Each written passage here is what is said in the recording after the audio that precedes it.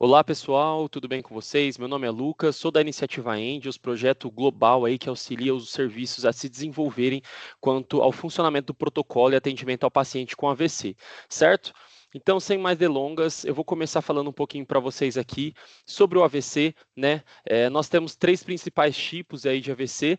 A gente tem o AVC isquêmico, que é o cenário principal aí do nosso protocolo de AVC, né? Mais de 80% de todos os casos de AVC são isquêmicos, né? E é o que a gente tem a oportunidade de tratar com o trombolítico, né? A alteplase, a medicação endovenosa que vai dissolver esse coágulo.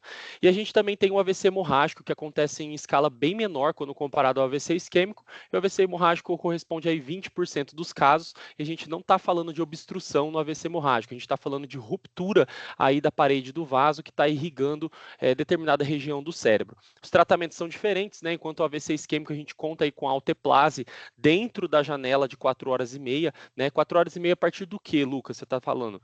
4 horas e meia a partir do início dos sintomas. Então, se agora são 8 horas da manhã, um exemplo, e eu comecei aí a ter a minha boca torta, perda de força motora, eu tenho 4 horas e meia a partir desse horário que iniciaram os sintomas para tratar esse paciente com alteplase. Passou das 4 horas e meia, eu não tenho mais benefício terapêutico para tratar esse paciente com alteplase, se for um AVC isquêmico, certo? Já o AVC hemorrágico, ele vai precisar de uma avaliação cirúrgica, né, para avaliar a medida, né, o tamanho desse sangramento, para ver se vai ter necessidade de abordar esse paciente ou não. Tá? A gente também tem o AIT, né, que é o ataque isquêmico transitório, que é aquele AVC que obstrui ali uma passagem, como se fosse um AVC isquêmico, né, obstrui a passagem do sangue, o paciente tem o déficit neurológico, ele tem os sintomas, mas automaticamente, geralmente né, até em 1 hora, esses sintomas eles se resolvem automaticamente. Mas a gente não vai pagar para ver, né? Pode ser que seja um AIT, vamos esperar aqui 1 hora para a gente ver se passa esses sintomas e realmente o paciente fica bem. Não. O AVC, ele é um AVC independente, né, se depois vai passar ou não, enquanto o paciente está com sintomas, a gente precisa colocar ele dentro do protocolo. Lucas, tem como eu saber se é um AVC isquêmico ou hemorrágico, só olhando, né, pela clínica do paciente? Pessoal, a tomografia, somente a tomografia, esse exame de imagem, vai conseguir falar para a gente se o AVC ele é isquêmico ou se o AVC ele é hemorrágico, certo? Sem a tomografia a gente não consegue, por isso a gente não tem que tratar esse paciente na UPA, a UPA não tem tomógrafo, né? O lugar desse paciente é em um hospital que tenha o protocolo de AVC funcionante. E como que eu suspeito de AVC? Né, a gente tem essa escalinha super simples que é a SAMU, né, S de sorria, né, a boca torta, A de abrace, né, de você pede para o paciente levantar os dois membros, ou ele não consegue sustentar na mesma altura os dois membros, ou às vezes ele não consegue nem levantar. Né, ele pode ter essa paresia, que é a dificuldade de força motora, ou ele pode ter essa plegia, que é a ausência completa do movimento de um dos lados. Né? Geralmente o AVC acontece a sintomatologia de um dos lados, né, porque obstrui, a gente tem um AVC de um lado e a inervação nossa ela cruza a linha média do nosso corpo e ela causa os sintomas do outro. Então, geralmente esses sintomas são unilaterais, de um dos lados, tá bom? Então, o M aqui da escalinha SAMU, M de música, então o paciente tem disartria, que é dificuldade na articulação da fala, aquela fala enrolada com as palavras juntas, né, que você não consegue entender muito bem, ou pode ter a afasia também, que é a ausência completa da fala, certo? E o U de urgente. Esses três são os principais sintomas, né, que a gente vê no AVC, a boca torta, a perda de força motora e a dificuldade de fala, mas a gente também tem outros sintomas, né? Que sintomas, por exemplo, vertigem incapacitante, né? Então, não é aquela labirintite que o paciente já trata há um tempo. A vertigem incapacitante é a que o paciente não consegue nem andar em linha reta, ele tem, aí não consegue sustentar o tronco, ele cai para um dos lados. Certo? E o outro sintoma muito comum é a dificuldade visual, a hemianopsia, então eu tenho sumiço de uma parte da minha visão, ou a diplopia, que eu tenho a visão dupla de algo que era para a gente ter, né, nossa visão única, certo? Então, esses são os 5 principais sintomas que a gente vai ver.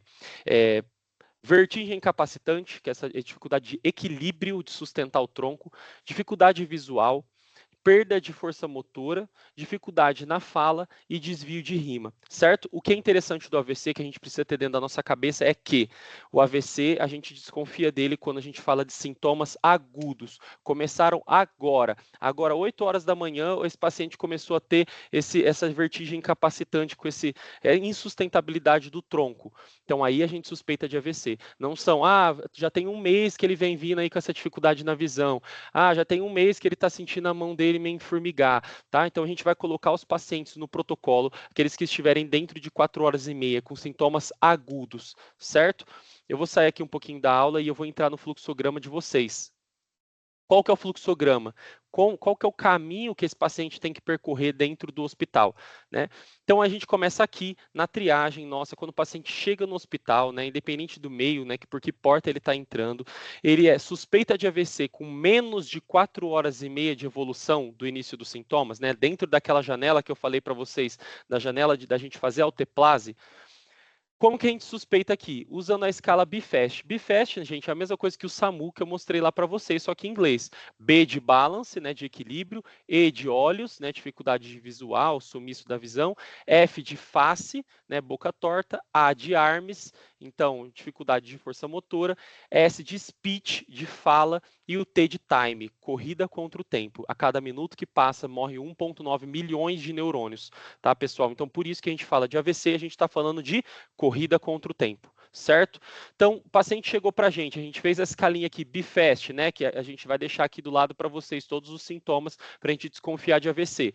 Tá dentro das 4 horas e meia, a gente aciona o código de AVC. O que é isso? A gente aciona a equipe médica e comunica que é um paciente com suspeita de AVC, né? A equipe médica, avaliando esse paciente, concordando com essa suspeita diagnóstica também, nossa, a gente também acredita que seja o protocolo de AVC. Automaticamente, esse médico emergencista aciona o serviço de neurologia de sobreaviso, certo? Porque a neurologia precisa estar ciente desde o começo que ele vai precisar acompanhar esse paciente e ver a tomografia dele, tá? Porque a gente não pode esperar o laudo da tomografia sair para a gente trombolizar, porque olha quantos milhões de neurônios a gente perde por minuto esperando esse laudo, né, da tomografia. Então, desconfiou que o paciente é AVC, eu aciono a equipe médica da emergência que está ali de plantão, né? Eles concordaram, avaliaram também, falaram, não, tá com sintoma positivo aqui da escala BFAST, eles vão acionar a neurologia de sobreaviso e a gente vai encaminhar esse paciente para o ambulatório 1.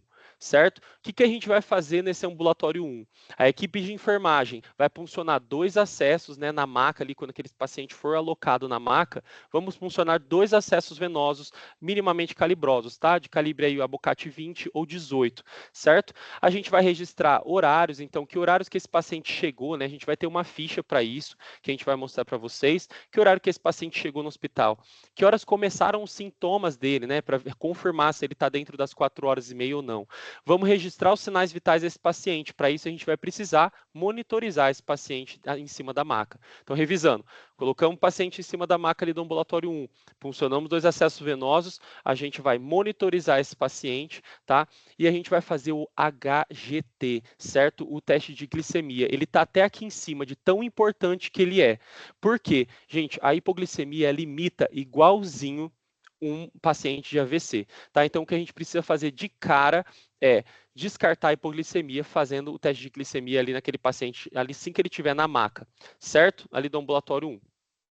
Vamos instalar o catéter de oxigênio, se ele estiver desaturando, né, com uma saturação e um desconforto respiratório abaixo de 93%, e vamos manter essa cabeceira aí elevada a 30 graus, tá? Não deixe essa cabeceira a 0 graus, porque o paciente com AVC tem risco de broncoaspiração, certo? Enquanto isso, a equipe médica vai avaliar esses sinais vitais, né, a estabilidade hemodinâmica desse paciente, vai aplicar a escala de NIAID, que é uma escala que avalia o déficit neurológico do paciente, vai solicitar os exames e solicitar uma tomografia de crânio sem contraste, que é a tomografia padrão, né, o exame padrão do protocolo de AVC de vocês, além de questionar o histórico de doença e de medicamentos que esse paciente usa. Qual comorbidade esse paciente tem, né, se ele tem doença renal crônica, se ele tem diabetes, se ele tem hipertensão e se faz uso de medicamento em casa, porque alguns medicamentos eles vão contraindicar o tratamento trombolítico, certo? Então, estamos com esse paciente no ambulatório 1, monitorizamos, funcionamos 2 acessos, confirmamos o horário de início dos sintomas, está mesmo dentro das 4 horas e meia, certo? E a gente vai fazer o quê? Encaminhar esse paciente para tomografia de crânio o mais rápido possível. E nisso a neurologia, ó, ela foi acionada aqui em cima. Então ela vai estar atenta para falar, opa, tem um paciente dentro da janela de 4 horas e meia indo para tomografia. Vamos dar uma olhada nessa tomografia para ver se tem sangue ou se não tem. Então, tomografia, tem hemorragia ou não, né? Aqui já, ó, olha onde esse paciente está, na sala da tomografia. A tomografia veio com sangue, né? Então ele vai seguir o fluxo do AVCH, vai ser solicitada uma avaliação cirúrgica, né, da neurocirurgia. Aí, a tomografia veio limpa, sem hemorragia nenhuma, a gente vai se atentar se esse paciente tem contraindicação de trombólise, né? Infelizmente não são todos os pacientes dentro de 4 horas e meia que vão ter indicação de trombólise. Alguns critérios ali vão contraindicar, desselecionar esses pacientes que eu vou mostrar para vocês, certo? Então, tomografia. Fizemos, não veio com sangue, tá? Tomografia limpa. A neurologia aqui de sobreaviso vai estar olhando essa tomografia junto com vocês, né? E vai falar, pessoal, não tem contraindicação de trombólise, bora fazer, tá? E a gente vai, então, retornar esse paciente para onde? Saímos da sala da tomografia, a gente vai levar esse paciente para a sala da cardiologia, onde ele vai ser monitorizado e a gente vai já fazer o trombolítico o mais rápido possível para a gente não perder mais neurônio, tá? Então ali a gente vai fazer o bolos do trombolítico, que é 10% da dose total, certo? E em 60 minutos, em 1 hora, a gente vai fazer os 90% da dose. Lembrando, eu vou mostrar a medicação para vocês, que ela é 1 ml para 1 miligrama. Então, se eu aspirar 1 ml, eu estou aspirando 1 miligrama, mas eu vou mostrar para vocês, fiquem tranquilos, tá? Na sala de cardiologia ali, então, ele vai ser monitorizado e a gente vai ficar atento para ver esse paciente está melhorando ou esse paciente está piorando, certo? Voltando aqui para a nossa apresentação, né, a gente tem aqui algumas contraindicações de trombólise que está no fluxograma de vocês também. Então, por exemplo, pacientes pediátricos com menos de 18 anos a gente não tromboliza, né? É uma contraindicação por estudos de bula. Né? Sintomas de AVC mais de 4 horas e meia, como eu disse para vocês. Glicemia, né, menor que 50, maior que 400, por isso que é importantíssimo. Colocamos esse paciente na maca lá no ambulatório 1, na sala do ambulatório 1, fizemos a glicemia, certo? Pressão arterial, a gente vai ter monitorizado esse paciente. A gente não pode trombolizar paciente com uma pressão maior que 180 de sistólica e maior que 105 de diastólica. Ah, Lucas, mas eu tenho que colocar esse paciente no normotenso, então 120. Pessoal, se não for um AVC hemorrágico, né, a indicação ali até antes de eu fazer a tomografia, eu posso manter esse paciente tolerar, né, não é induzir, é tolerar uma pressão de até 180 miligramas por milímetro de mercúrio, perdão, tá? Então a gente tem aí esse limite tolerável de 180 milímetros de mercúrio. Lucas, passou disso, como que a gente vai reduzir a pressão desse paciente? Ele está 200 de sistólica. Você disse que não pode trombolizar acima de 180 de sistólica. O que a gente vai fazer? Medicação que a gente tenha labilidade pressórica, que a gente consegue manusear essa pressão, né, tatear essa pressão com sensibilidade, porque se eu tirar ela de 200 e colocar 120, por exemplo, normotenso, vários estudos aí já tem falando para a gente, o Interact 2, por exemplo, que reduzindo a pressão em mais de 15% desse paciente, ele tem danos neuronais, certo? Então ele vai ter danos no cérebro ao invés de ter benefício, porque esse aumento pressórico é um sistema fisiológico do nosso organismo de compensar essa isquemia no cérebro, tá bom?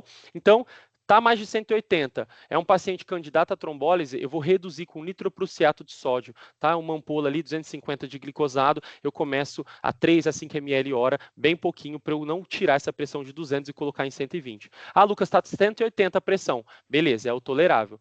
Fizemos a tomografia, depois viu que era um AVC hemorrágico, aí é normotensão, tá? 140 de sistólica por 90 de diastólica, certo? Mas se é um AVC isquêmico, né, a gente tolera essas pressões mais altas, mas para trombolizar, nunca acima de 180 por 105, certo? Temos outras contraindicações aqui, então, por exemplo, uso de heparina, a gente vai precisar de TTPA, né, o exame laboratorial, e o uso de varfarina, a gente vai precisar de INR, né, exames laboratoriais. Mas isso, se o paciente fala para a gente que ele usa heparina ou varfarina, né, por isso que é importante coletar essas informações lá em cima. Lembra, né, comorbidade e medicação que o paciente faz uso. Ah, o paciente não tem comorbidade, o paciente não faz uso de nenhuma medicação em casa, né, não tem outras contraindicações aqui dessa lista. Então, a gente pode trombolizar sem ter a necessidade de esperar o resultado do exame laboratorial, certo? ECG, Lucas, a gente precisa fazer o eletrocardiograma do paciente depois que ele voltar da tomografia. A gente não perde tempo fazendo o eletrocardiograma antes da tomografia, se não tiver outras queixas, né, de dor precordial, etc. Beleza? Paciente que toma NOX, que são os novos anticoagulantes, né, rivaroxabana, dabigatrana, eles não podem ser trombolizados se o uso tiver sido nas últimas 48 horas, certo? E a trombólise, como que a gente vai fazer, então, né? Dose total, 0,9 miligramas por quilo, certo? Então, se o paciente, vou fazer aqui com vocês, se o paciente pesa 70 quilos, ele vai precisar ser administrado 63 miligramas no total, né? 63 miligramas é igual a 63 ml, certo? Em cada frasco, né, existem várias concentrações, vários tamanhos de frascos, né? Geralmente o de 50 é o maior. Então, se você tiver que usar 63 miligramas, você vai precisar usar 2 frascos de 50, sendo que o segundo você não vai usar ele completo, certo? Então, dose total 0,9 miligramas por quilo, sendo que a dose máxima é 90 miligramas. O paciente pesa 200 quilos. Se eu fizer 0,9, vai dar 180 miligramas. Eu vou fazer 180? Não, vou fazer 90 miligramas, que é a dose máxima. E como que eu vou fazer isso, Lucas? 10%, né, quando a gente voltar esse paciente para cardiologia, tem indicação de trombólise, está na janela, não tem nenhuma contraindicação, 10% da dose total. Então, lembra aquela simulação que a gente fez agora. Paciente pesando 70 quilos vezes 0,9, ele vai precisar de uma dose total de 63 miligramas. 10% dessa dose, então 6,3 ml, eu vou aspirar ali do frasco e fazer em bolos na veia, direto na veia do paciente, e empurrar com uma salina, certo? Os outros 90% da dose, né, que vai dar aqui 63 menos 6,3, os outros 56,7 ml, né, ou miligramas, eles vão precisar ser instalados em bomba de infusão em 60 minutos. Certo, pessoal? Lucas, acabou o programa ali na minha bomba, 66,7 ml para correr em 1 hora, ele vai me dar o fluxo ml hora ali, e aí ele acabou. O que eu faço? O meu equipo vai estar preenchido de medicação, né? Quase 20 miligramas de medicação, muito mais que a dose de ataque, por exemplo. Eu instalo um sorinho fisiológico ali, na mesma vazão de fluxo ml hora que estava, eu deixo aquele sorinho de 100 correr para lavar o equipo, tá? E eu terminar de infundir a medicação no paciente, certo? Não vai me abrir o equipo completo e terminar de infundir tudo que está ali no equipo, porque senão você vai fazer um bolo de supradose, certo? De uma vez. Então, o que eu tenho que tomar cuidado, né? Estou trombolizando esse paciente, né? Eu vou fazer o bolos, depois vou instalar a bomba de infusão em 60 minutos. A alteplase não pode correr concomitante com outra medicação, ela é sempre acesso, né, via exclusiva, certo? Sobre a dose máxima, eu já falei para vocês aqui, 60 miligramas de dose máxima, tá? E aí eu evito manipulação desnecessária desse paciente e procedimentos invasivos. Isso que eu quero chamar a atenção para vocês. Qual que é a indicação? Eu não puncionar acesso venoso central, não puncionar a artéria desse paciente ou passar catéter central em até 24 horas, inclusive sonda enteral por conta do mandril metálico, certo? Em até 24 horas, pós-trombólise. O único dispositivo que a gente pode inserir a 30 minutos após a finalização da trombólise é a sonda vesical de demora, se tiver necessidade, certo? Ah, Lucas, mas o paciente está instabilizando hemodinamicamente, eu vou precisar de uma gasometria, preciso puncionar a artéria, ou o paciente está rebaixando, vou precisar passar um catéter central. É uma contraindicação, mas a gente tem, né, as indicações soberanas, né? A gente precisa manter o paciente vivo, eu preciso do lactato desse paciente da gasometria, aí eu prescrevo a gasometria, né, arterial, e você funciona em um sítio que você vai conseguir comprimir, né, por pelo menos ali 15 minutos e observar durante o seu plantão. Não vai funcionar na femoral do paciente, que você não vai descobrir mais ele durante o plantão, e ele está fazendo um hematoma e perdendo sangue ali e você nem vê. Então funciona na radial, né, funciona ali em sítios que você vai conseguir enxergar e monitorar durante o seu plantão. Certo? Então, sonda enteral, catéter central e punção arterial a gente evita nas próximas 24 horas. Se não tiver como, né, se precisar, a gente vai acabar fazendo. E a sonda vesical de demora a gente não passa em até 30 minutos após a finalização da alteplase. Pessoal, a pressão do paciente, só revisando com vocês, ela precisa ficar em até 180 por 105. Isso é muito importante. Se esse paciente tiver pico pressórico, eu preciso controlar para evitar que esse paciente se transforme de um AVC isquêmico, que eu estou ali dissolvendo coágulo, para um AVC hemorrágico, onde ele vai sangrar após eu administrar essa minha medicação. Então, limite pressórico 180 por 105. Eu deixo ali meu monitor de 15 em 15 minutos durante a infusão do trombolítico, tá? Mantenho 15 em 15 minutos por 2 horas após a finalização do trombolítico. Aí eu posso espaçar para meia hora, né, até completar 6 horas da finalização do trombolítico. E depois eu posso deixar de 1 em 1 hora até completar 24 horas pós-término do trombolítico, certo? Preciso ficar com um olho no peixe e outro no gato, pessoal. Por isso que esse paciente fica na sala de cardiologia. Então, ele pode transformar para uma hemorragia, né? De um isquêmico, fiz a medicação, transformou para um hemorrágico. Quais são os sinais que eu preciso prestar atenção e ficar olhando, fazendo uma monitorização neurológica nesse paciente? Será que ele está rebaixando o nível de consciência? Ele está piorando o déficit neurológico de quando ele entrou? Então, a escala de NIH, né, que a gente vai aplicar na entrada do paciente, vai ser um valor, 8, por exemplo, né? Ela vai até 42. Então, ela está 8, eu fiz a trombólise do paciente, eu espero que ela diminua, né? Que ela vá para 6, que ela vá para 2, que ela vá para 0, né? Agora eu fiz a trombólise, eu vou refazendo o meu NIAID ali de 15 em 15 minutos durante a infusão, e o paciente está piorando, está 10, está 12, 14, piorando o NIAID, opa, alguma coisa está errada. Então, como que eu desconfio, né, de uma transformação hemorrágica? Piora da escala de NIAID, né? Piora de déficit neurológico, rebaixamento do nível de consciência, picos pressóricos, o paciente não estava tendo pico pressórico, a gente trombolizou o paciente, começou a ter pico pressórico. Queixa de cefaleia, tá? De alta intensidade, não estava queixando de cefaleia, comecei a, tô com muita dor de cabeça, nossa, tô com muita dor de cabeça, presta atenção, tá? Vômito. Pessoal, não é comum sangrar o paciente, é no máximo 3% que a literatura indica pra gente, de todos os pacientes que são trombolizados, 3% só sangram, é muito baixo, mas a nossa equipe precisa estar atenta para monitorizar esse paciente e ficar de olho, fazendo essa vigilância neurológica em relação a rebaixamento de nível de consciência e esses outros sintomas. Lucas, qual que é o tempo crítico que esse paciente pode, né, sangrar? Pessoal, esse sangramento pode acontecer principalmente em até 24 horas. Então, 24 horas esse paciente vai precisar minimamente ficar monitorizado sob vigilância da equipe, certo? Lucas, eu estou durante a minha infusão, está correndo meus 60 minutos ali. Fiz o bolo, instalei em 60 minutos a minha infusão. O paciente apresentou esses sintomas que você falou, né? Vômito, cefaleia, piora do nível neurológico, rebaixamento do nível de consciência. O que eu faço? Pauso a minha infusão, não jogo toda a minha medicação fora, tá? Pausa a minha infusão, estou desconfiando que é transformação hemorrágica, levo para tomografia, né? Comunique a equipe médica e vamos encaminhar para tomografia.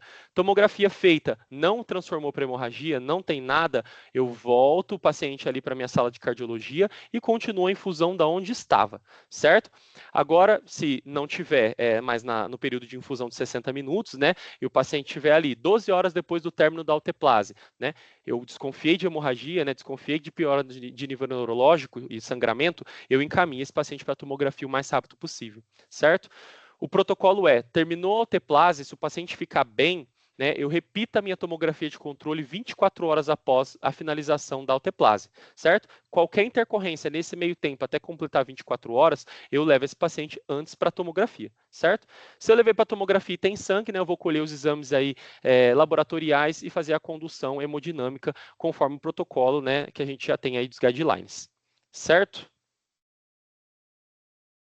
Qualquer dúvida, a gente está aí à disposição. Né? É muito importante vocês revisarem esse fluxograma e estarem com ele na mão, tá? Para a gente otimizar o atendimento e agilizar o mais rápido possível que esse paciente chegue na tomografia, né, e seja tratado, principalmente se ele estiver dentro das 4 horas e meia. Um grande abraço e até a próxima.